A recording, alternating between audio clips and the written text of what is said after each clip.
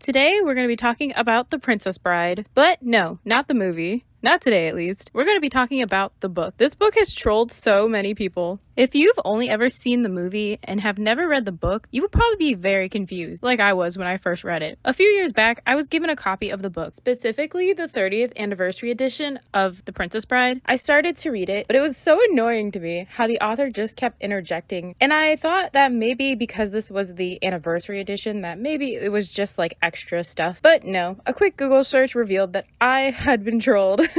I had been made the fool. And honestly, this book is amazing in that way. Even to this day, people do not believe that William Goldman wrote The Princess Bride, and they still believe that it's just the abridged version of the original, with the original text still being written by S. Morgenstern. Maybe you wanted to learn more about the world of The Princess Bride, so you tried to find the original, or maybe you walked into a bookstore to see if they had it, only to find out the truth. I'm sorry to inform you all that S. Morgenstern does not exist. He never did. It was all William Goldman. So who is William Goldman? Well, he was born on August 12, 1931, and died November 16, 2018. He was an American novelist, playwright, and screenwriter, and he wrote The Princess Bride in 1973. The book was adapted into a movie later on in 1987, which is what became a cult classic. The novel opens with William Goldman, the fictional author, not him himself, but him as a fictional character, if that makes sense, explaining how he came to write the story. He describes discovering that the historical tale he believed he knew from his father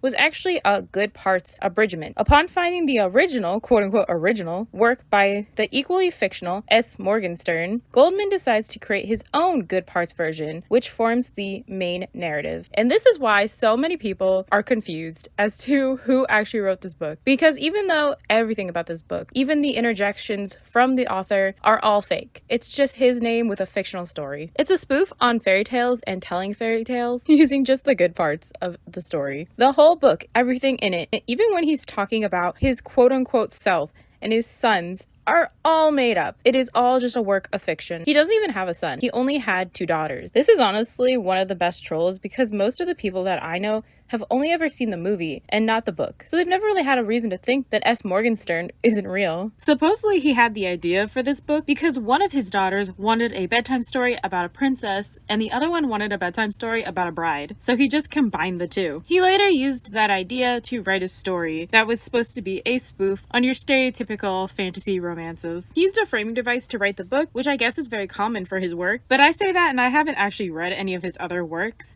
So I'm just going off what I've researched, but that's what I was told.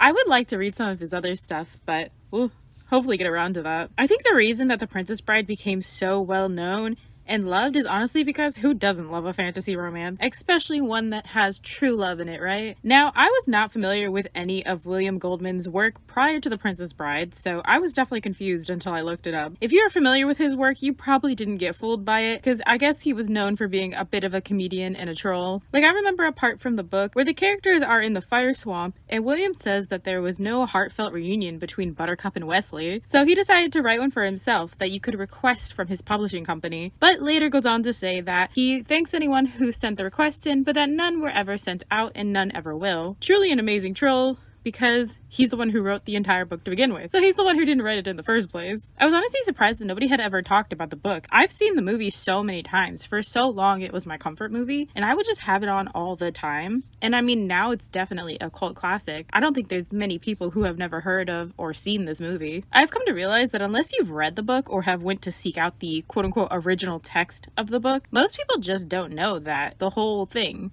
every part of it, is fictional and that there is no original text. He's lied to us our whole life. S. Morgenstern does not exist. This book is just about an author telling you about a story within a story. It is truly a great book and extremely confusing to try and explain to someone who just doesn't get it. It's a story within a story of a story. If you haven't read the book and you have an interest in The Princess Bride, I definitely recommend you read it. It's still a really good book. However, that's not all, because in the 30th anniversary edition, William made sure to troll us even more. He mentions a sequel, Buttercup's Baby, that was having trouble getting published because of the legal difficulties with the S. Morgenstern estate, by making up a story about how the estate of S. Morgenstern was not happy about his retelling of The Princess Bride and that he cut out all the best parts, like the princess training. This was likely commentary on people who wanted to read the original text to see what he cut out.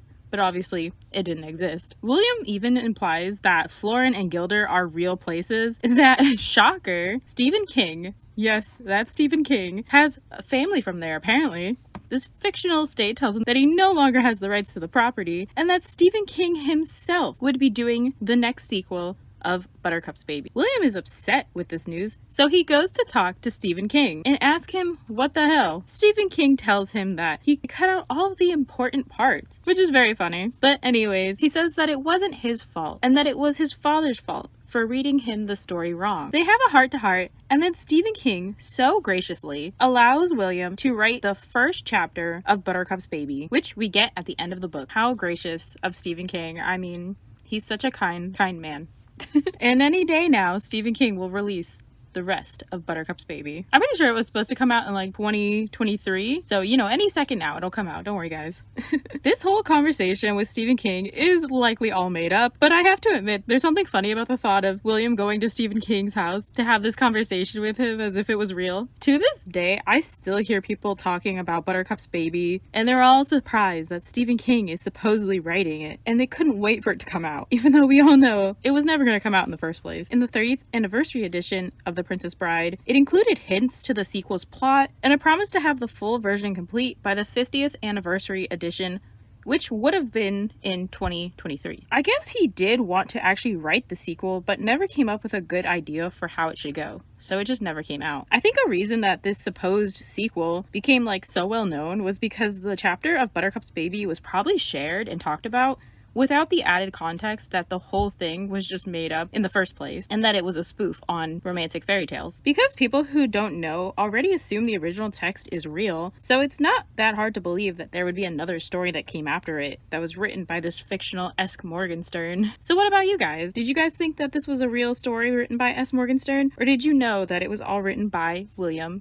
a complete work of fiction? Thank you all so much for watching. I will catch you in my next video. Bye!